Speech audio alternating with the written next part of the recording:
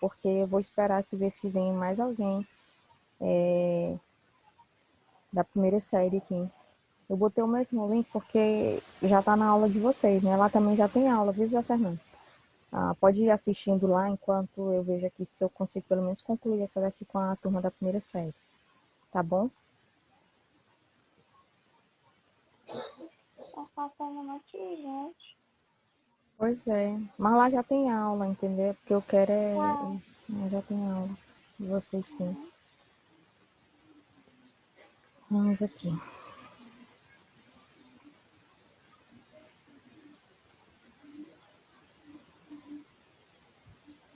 Rapidinho.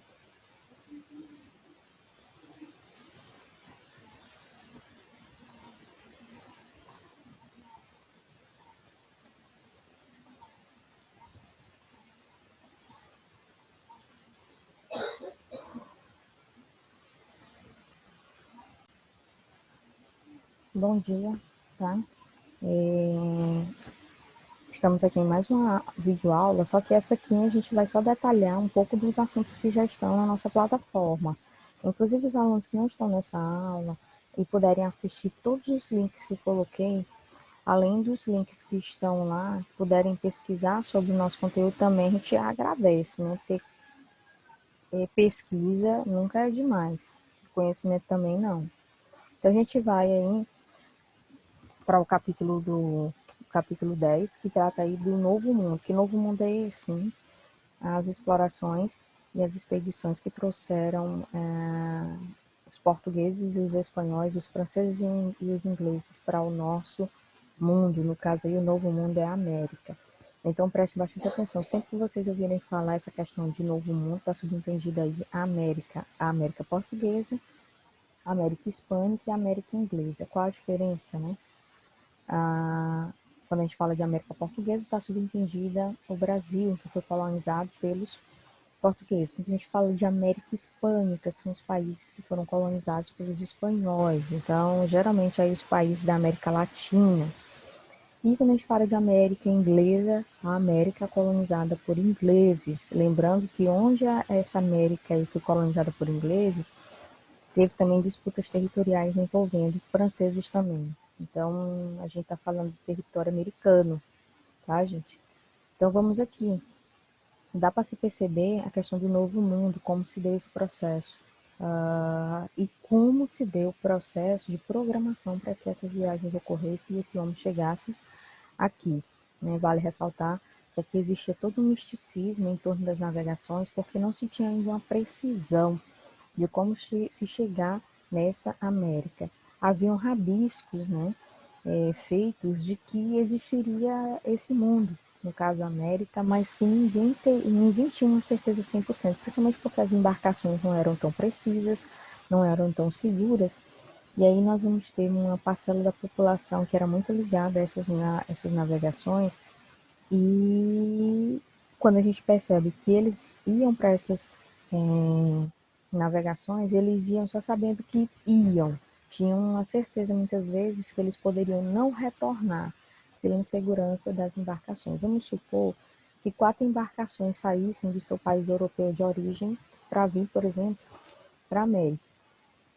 Vale ressaltar que a primeira expedição que chega na América é a expedição de Cristóvão Colombo, né? Assim, não é a primeira que chega na América, a primeira de fato que chega é a do América Vespucci, só que ele não chegou para colonizar. Então, quando a gente tem esse traço de colonização, de desbravamento desse território, Cristóvão Colombo, espanhol, tá?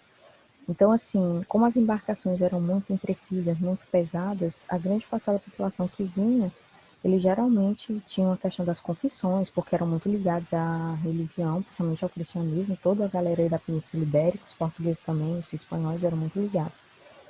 Porque eles só sabiam que iam, não tinham certeza se conseguiriam voltar. Vamos supor que de 4 embarcações que vinham, né, para essas expedições, 2 chegavam, por conta justamente das tormentas que era o Oceano Atlântico, tá? Tinha muita questão de misticismo, que as embarcações eram engolidas por animais marinhos, né? tinha aquela questão do mito de que apareciam serpentes gigantescas e acabavam engolindo as embarcações. Então, quando a gente vai ter os espanhóis chegando aqui, eles vão encontrar os povos diferenciados, né, com hábitos diferenciados, e aí a gente está falando de cultura, traços culturais diferentes. Eles vão encontrar os maias, os incas e os astecas. E um modelo de colonização e um modelo totalmente cultural diferente daquilo que jamais os europeus, né, tinham visto. Aí a imagem, só para vocês notarem, né? Aí o modelo de subsistência deles era diferente. A forma como eles viviam, né? Eles não, eles tinham hábitos de estar se apegando aí à terra, tinha a questão mesmo da subsistência, né? Criavam animais, além de criar esses animais, eles tinham a questão das plantações. Na toa que a América Hispânica, os próprios astecas, os incas, por exemplo, gente, eles vão criar uma técnica de plantio na base da cordilheira. Justamente por quê? Porque o modelo de produção deles é esse de subsistência.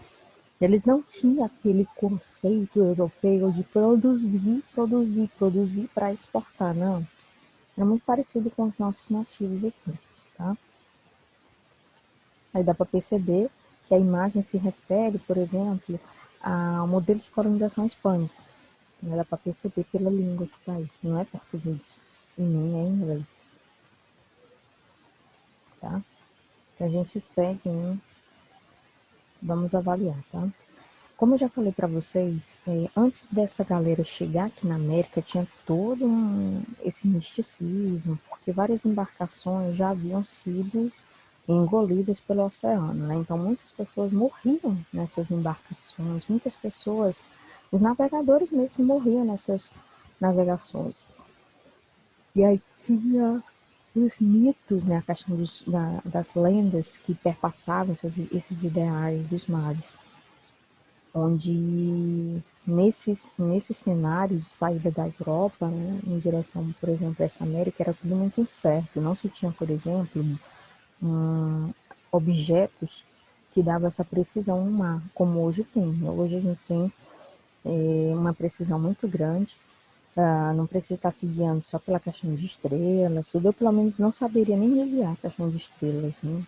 Então, hoje eles têm até localizador, né, dentro desses navios, dentro dessas embarcações. Então, havia um imaginário muito grande, né, a questão dos monstros marinhos, mas justamente por quê? Porque o processo de orientação é muito falho e as embarcações eram muito pesadas, o que fazia com que grande parte delas naufragassem. Então, os mapas, que antes eram muito rudimentares, eles passam a ser um pouco mais detalhados. É aí que os portugueses começam a trabalhar a perspectiva aí da escola de Sagres, né? Eles começam a ensinar a arte da navegação para os mais jovens, para que eles fossem inseridos nesse processo. Aí começam a se desenhar os primeiros mapas. E nesse processo dos primeiros desenhos dos mapas é que a gente vai ter, né, uma consolidação dessas primeiras expedições. Vale ressaltar que durante esse período as embarcações também, muitas delas afundavam, porque a gente está falando de um oceano que tem muitos ventos, que ocasiona ao longo dos anos, né, o Laninha, o El Niño e outros fenômenos por conta justamente dos ventos, que é o Oceano Atlântico, né, que é tido como um oceano também que não é calmo, por causa dos ventos. Ele não é um oceano revolto, né, no sentido mesmo de ondas gigantescas, de ser um oceano gelado. Ele não é. O problema do Oceano Atlântico são os ventos, que nessa época aqui eram uma ameaça para as embarcações. Então, assim, nós vamos ter os mapas sendo trabalhados com mais detalhe, com mais precisão para esse período, tá? A gente está falando das primeiras expedições. E aí as primeiras orientações aí ainda eram muito arcaicas, baseadas aí na chamada bússola. Até a gente vai ter as chamadas caravelas, tá, gente? As caravelas já vão estar despontando, como as naus também, né? As naus eram maiores, né? Eram embarcações maiores, mas também dava medo, porque tinha tudo isso na Península Ibérica, entre os espanhóis e os portugueses tinham-se muito medo, né? porque as náuseas eram mais pesadas, então tinham medo realmente da morte, porque, volto a dizer, eles sabiam que iam, mas não sabiam se retornariam, tá? A gente tem aí umas análises da chamada Rota da Seda. Nesse primeiro momento, a gente desbravou essa ideia do novo mundo da América, dos europeus que queriam chegar a essa América, mas a galera também tinha um apreço muito grande por uma ideia de chegar, por exemplo, nessa China, que ninguém sabia onde era, mas que se chegasse, eles queriam desbravar algo, que era a chamada Rota da Seda, né?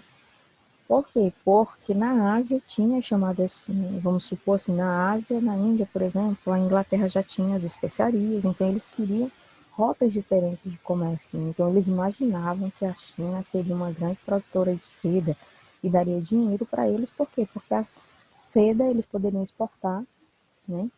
Os europeus poderiam exportar para outros países europeus. Então todo mundo queria essa rota da seda, que ninguém sabia onde era, mas tentava chegar, né? Aí nós temos um pouco, né, a análise dessa formação da colônia portuguesa. Quando a gente fala colônia portuguesa, volto a dizer, lembra no início da aula, colônia portuguesa é a mesma coisa de dizer América Portuguesa, ou seja, processo colonial português na América. E a gente está falando especificamente de quem? Brasil, porque é o país colonizado pelos portugueses. Ele diz aí, né, a Janaína Amado, foi produto do entrelaçamento de duas épocas que expressavam diferentes mentalidades, a medieval, carregada de religiosidade, de grande respeito à hierarquia social e às tradições, e a da época moderna, caracterizada pelo poder do Estado, pelas inovações técnicas, pela sede de comércio. Encontrava-se no mesmo abraço apertado a fé recebida do passado e lucro, cultura religião dos europeus. Aqui ele está traçando um paralelo, né, para explicar um pouco esse modelo de colonização e, ao mesmo tempo, os traços culturais europeus e os traços que serão incutidos na cabeça da galera aí que mora no Novo Mundo. Traços cristãos, que já eram uma religião pregada lá entre os europeus, a questão do comércio, um aprimoramento do comércio, por quê? Porque essas primeiras rotas elas só vão surgir, não é porque queriam desbravar outros mundos, não, era por uma questão comercial. Então todo mundo queria se dar bem em torno das navegações. Ninguém que pensava, ah, não, a gente tem que desbravar outros povos, não, queriam as riquezas desses povos, queriam aumentar o seu potencial comercial entre o seu próprio eixo. Por exemplo, Portugal queria aumentar o seu potencial ali comercial entre os países da Europa, como a Espanha também, e a Inglaterra queria também, certo? Então vamos aqui, a Rota da Seda, como eu já falei, em alguns países aí, lembra que eu já falei, por exemplo, da Índia. Então alguns países europeus chegaram aí na Ásia e começaram a encontrar outras rotas, e aí foram percebendo que poderia ter essa Rota da Seda, né? Então, todo mundo queria chegar nessa rota da seda, porque a princípio a primeira rota era a rota das especiarias, né? E aí eles teriam que chegar a essa chamada Ásia Central, certo? Só que aí é que estava o problema, né? Por quê? Porque essa seda era um produto muito cobiçado pelos europeus, só que não era produzido pelos europeus. Então, onde encontrar? Porque a seda ela é produzida aí através de uma o professor de ciências explica melhor. Tem a questão do bicho da seda aí que dá origem a essa seda. Então, até hoje, a seda é considerada um tecido de luxo e um tecido extremamente valioso no mercado, tanto internacional quanto no mercado interno. Inclusive, tem seda importada, que é caríssima, tem a seda nacional do Brasil, por exemplo, a gente está falando agora de Brasil, mas seda é cara, tá? Então, vamos aqui, tá? No geral, se pensava nessa possibilidade de encontrar essa rota da seda, porque esse produto era vendido para alguns, não eram todos não. Alguns países da Europa tinham essa seda, então os que não tinham queriam encontrar. Como também o porcelanato, porque a Ásia era muito forte, principalmente os indianos tinham muito essa questão da porcelana. E artigos aí de decoração, né, objetos aí de decoração. Então, no geral, eu queria encontrar isso. Mas, primeiramente, encontra-se as Índias. Até chegar aí na China, a gente eles vão ter uma certa dor de cabeça. Por quê? Porque a China não foi fácil encontrar a China. Se sabia que tinha uma civilização milenar, mas para chegar nessa civilização, porque era uma civilização milenar, mas que tinha um exército forte, era uma civilização extremamente inteligente, enquanto o restante do mundo ainda lutava para ter um processo da bússola, que já, a China já tinha. É tão tal que a bússola passou para ser adaptada nas navegações, mas porque é a questão dos chineses. Os chineses já tinham a ideia do papel, né, gente? Então, assim, os chineses estavam a 1000 anos-luz do restante das civilizações. E as civilizações, vamos dizer, quando a gente fala civilizações, a gente está falando da Europa, que sempre se consideravam, né, nesse sentido, até nesse momento aqui, o berço da civilização, né? Aqueles que seriam responsáveis por desbravar outros continentes. Então, os chineses já existiam há muito, muito tempo. Quando os europeus perceberam essa questão da China, os chineses já tinham objetos de artesanato, já produziam porcelanato, já tinham papel, a bússola, tinha toda aquela, já era uma civilização extremamente diferenciada. Até a técnica da metalurgia, os chineses também já tinham, né? Então, era muito mais sofisticada. Gente, os chineses eram os caras, né? Então, no processo, quando os europeus resolveram, né, estudar essa civilização e chegar nessa civilização, eles não chegariam para colonizar, porque era uma civilização, no sentido mesmo de produção comercial. Então, eles não chegariam, vamos aqui, como no Brasil, né? No Brasil, nosso modelo era de subsistência, nossos nativos não eram inteligentes, não tinha essa questão aí, gente. E tinha inteligência, né? Eles não tinham essa inteligência dessa produção mais aguçada como na China. Gente, a China já era uma mega potência, vamos dizer assim, dentro desse momento histórico ela era uma potência. E aí quando se for perceber, né, esse país, até a metalurgia, até a forma como eles usavam a metalurgia, que é a fabricação de metais através do aquecimento do próprio ferro, do bronze, né, que não, aquecendo aí derrete e dá formas a outro. Então, sim, eles sabiam fazer. E era muito mais aguçado essas técnicas do que as técnicas usadas pelos europeus. Então, eles também tinham que aprender. Os chineses, gente, fabricavam até aço. Olha aí o nível que os chineses estavam, há 1000 anos de luz. Essa civilização sempre foi desenvolvida. Então, nós vamos ter aqui um pouco da historinha, né, de Marco Polo. Ele teve contato em algum momento, né, ele passou a ter esse contato com os chineses, passando aí a ter esse elo de ligação entre os europeus e os chineses. E olha que não foi um contato gigantesco, foram pouquíssimos os contatos, tá? E durante a Idade Média, que no caso aqui é abaixo da Idade Média, ele teve esse contato. Só que esse contato começa a ser muito maior quando, né, Marco Polo ele se dispõe a visitar esse país. E aí quando dá no século XIII, lembra que as grandes navegações elas começam em definitivo no século XV e XVI. Né? Mas quando dá aqui no século XIII, aqui, os mongóis, que eram a galera que morava lá na China, né, vamos dizer assim, era uma descendência aí islâmica, olha aí, tá? Era uma descendência islâmica que habitou o lado da China. Professor, por que a China hoje não é islâmica? Porque aí era um pedaço da China. Essa descendência mongol era uma descendência que é uma descendência que vem aí dos islâmicos do século VI e depois de Cristo. Só que quando a gente chega no século XIII, a China é gigantesca. Não é só o território, né? A China tem uma população hoje que é gigantesca. Nesse momento aqui, é uma parte dessa dinastia que é islâmica, né? O restante do país não necessariamente é islâmico. E diante dessa dinastia aqui, a gente vai ter a China dominando um território, que é o território da Manchúria. Não é a China dominando, vamos dizer assim, esse território já pertencia à China. E vai ser um território que depois vai ser motivo de guerra, gente. Na nossa era, aqui na era contemporânea, vai ser motivo de guerra. Por quê? Porque os países vão querer se apoderar dessa parte da Manchúria, que até hoje, né, é muito ligada aí à China. Aqui já era, né, ligado. Quem eram na Europa os figurantes, né, na questão comercial? Gênova e Veneza, né, que eram considerados grandes centros comerciais. E já na expansão aí da Manchúria, essa Manchúria que pertence à China, né, ela despontava como a rota da seda. Nicolau Polo e Mateus Polo, que eram tidos como aí da mesma família, foram os primeiros emissários que tiveram essa capacidade aí de, pelo menos, tentar desbravar, né, essa China. Só que colonizar não conseguiriam, era desbravar mesmo, porque até colonizar era complicado, porque era uma população extremamente com a língua própria, que é o mandarim, uma população que tinha uma cultura extremamente própria, diferente das outras civilizações, em que várias tribos nativas falavam línguas diferentes. A China falava só um, os chineses todos se entendiam pela língua porque todos falavam a mesma língua, eram extremamente hábeis na questão comercial. Então, Eles não, na época, os chineses não produziam para fora, né? Era tudo ali interno, mas eles, gente, eram inteligentíssimos. Bússola, papel, a própria celulose, eles já sabiam a técnica da produção da celulose, né? Então, assim, a metalurgia eles já sabiam. Então, como é que vai se colonizar uma civilização dessa? Pelo contrário, os europeus iam lá para tentar aprender, né, algumas técnicas que os chineses já tinham. E essa viagem dessa família, né, Polo aí, vai durar 4 anos. Presta atenção, durar 4 anos aí.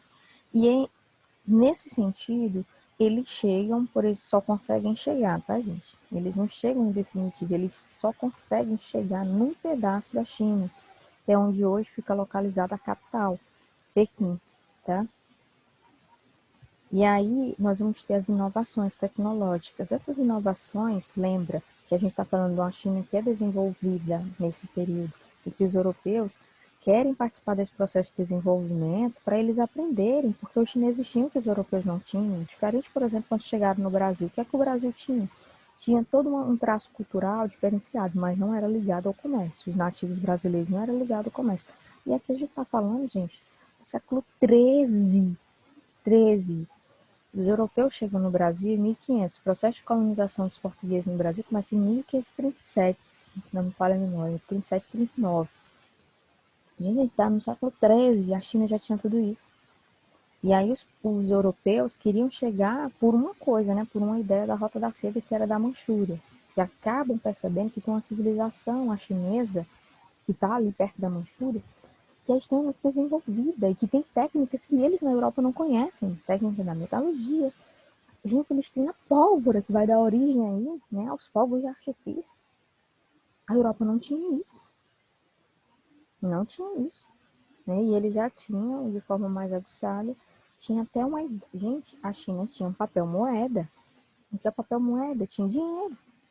A Europa não tinha uma moeda pronta, né? A Europa não tinha um sistema monetário, ela tinha as moedas que nesse momento da história, na Baixa Idade Média, a gente está falando do mercantilismo que vai dar origem ao capitalismo, mas as moedas são no peso, elas ainda não são totalmente monetárias, no sentido mesmo de ter um valor, o valor delas era de acordo, era avaliada aí nos pesos, né, no peso, porque determinado país uma moeda era maior, então automaticamente ela sendo maior, ela ia pesar mais do que uma moeda de ouro de um outro país que era menor.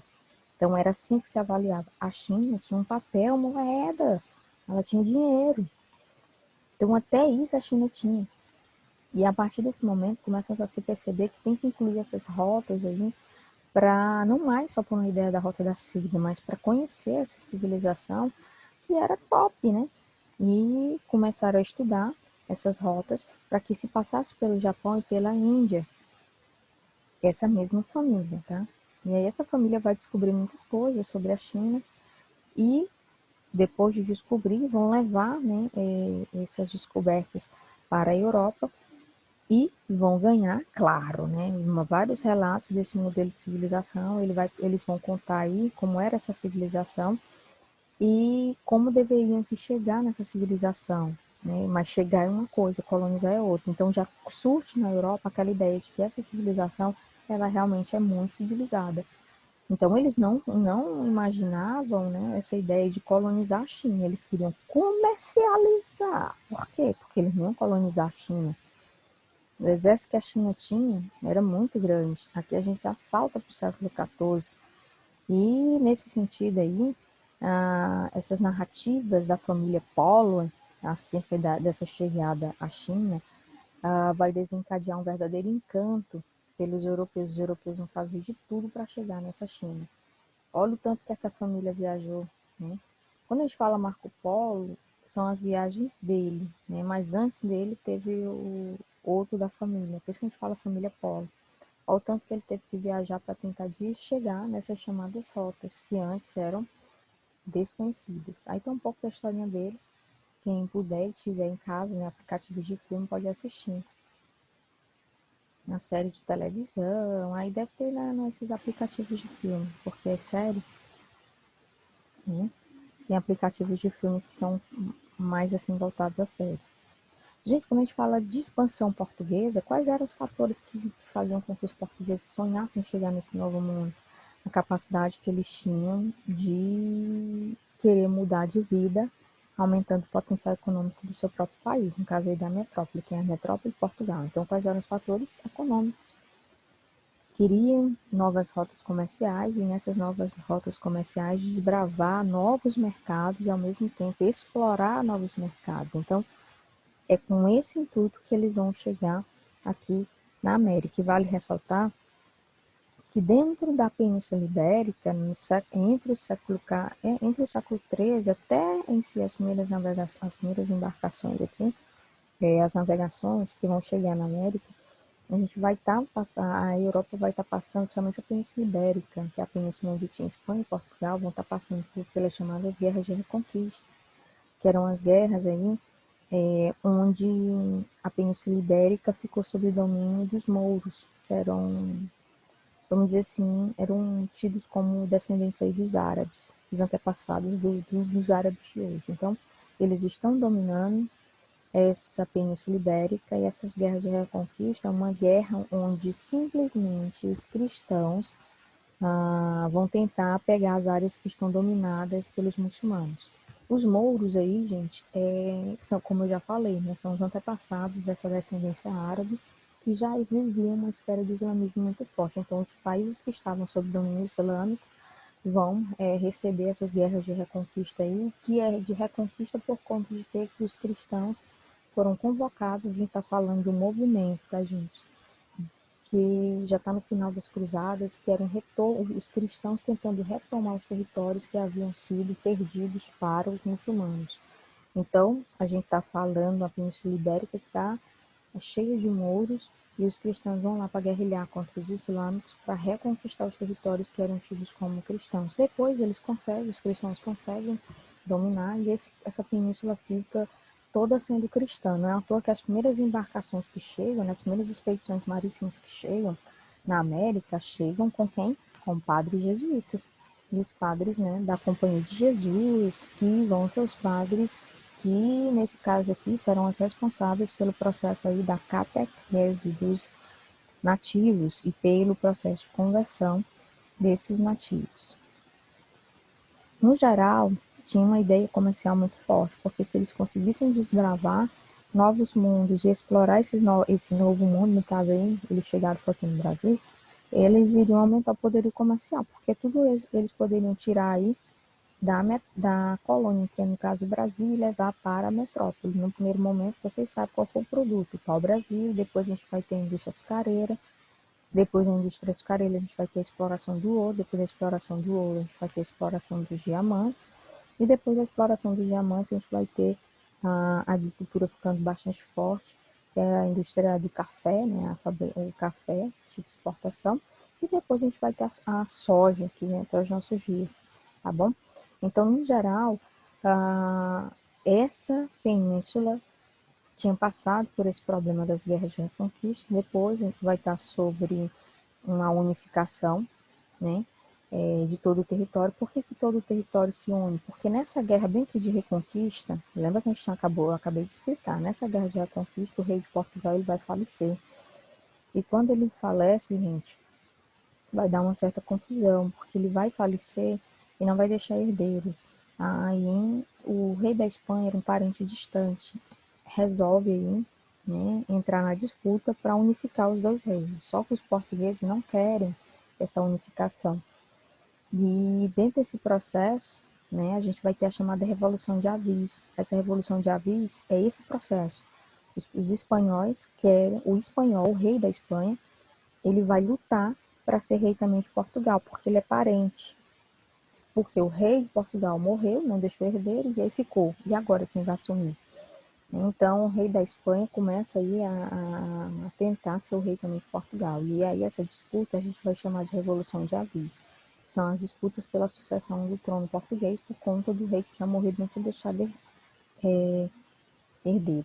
E aí no final, gente, a gente vai ter consolidado a força da Espanha, porque Portugal está sem rei, né? Aí fica tudo mais complicado. A Espanha consolida a sua força e unifica os dois reinos, né?